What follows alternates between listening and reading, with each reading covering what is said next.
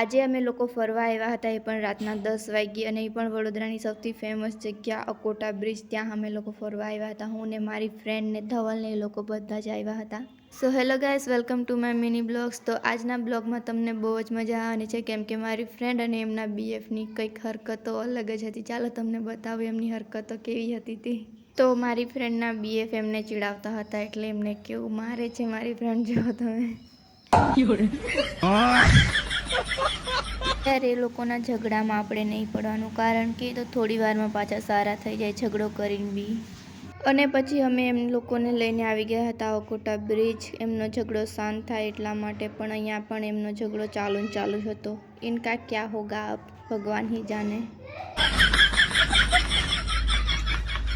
ખેર એ લોકોનો તો ઝઘડો ચાલુ રહેશે, પણ મેં તો મારા ફોટા પાડી લઉં. કમ ફરવા જેલા હોય ને હું ના ફોટા પડાવું ને એવું તો બને જ નહીં મારે. અને પછી મસ્તી કરતા અને ઝઘડો કરતા કેવી રીતે ટાઈમ જતો રહ્યો કંઈ ખબર જ ના પડી. રાતના 12 વાગી ગયા હતા અમારે અહીંયા. અને વડોદરામાં તો એટલી બધી ઠંડી નથી લાગતી, પણ આ સ્વેટર પહેરે છે અહીંયા બી. અમારે મોડું થઈ ગયું હતું, એટલે અમારી ફ્રેન્ડની રૂમ પર જઈએ છીએ અને ત્યાં જ રોકાવું પડશે અમારે આજે. અને અહીંયા રસ્તામાં ધવલનો ફ્રેન્ડ મળી ગયો હતો, તો થોડી વાર વાતચીત કરી અને પછી અમે ત્યાંથી નીકળી ગયા. અને અમે પહોંચી ગયા હતા અમારી ફ્રેન્ડની રૂમ પર, અને અહીંયા બી એમનો ઝઘડો ચાલુ છે ગાઈસ. અમે તો જોઈને જ કંટાળી ગયા હતા, જુઓ તમે કેવું કરે. અને સવારમાં અમે મારી ફ્રેન્ડને બાય કહીને ત્યાંથી ઘરે જવા માટે નીકળી ગયા હતા. અને અત્યારે એ લોકોનો ઝઘડો નથી થતો, શાંતિથી જ વાત કરે છે. અને પછી અમે ત્યાંથી નીકળી ગયા હતા ઘરે જવા માટે, આગળના સફર માટે. અને હું વડોદરાનું ખાલી નામ સાંભળેલું, અહીંયા હું પહેલી વાર રહેવા માટે આવી છું.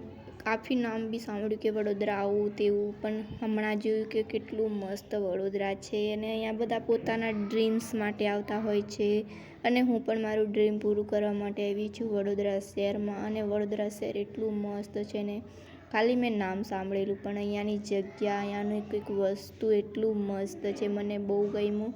અને અમે લોકો પછી ત્યાંથી નીકળી ગયા હતા વડોદરાથી, બધી વસ્તુ નજારો જોતા.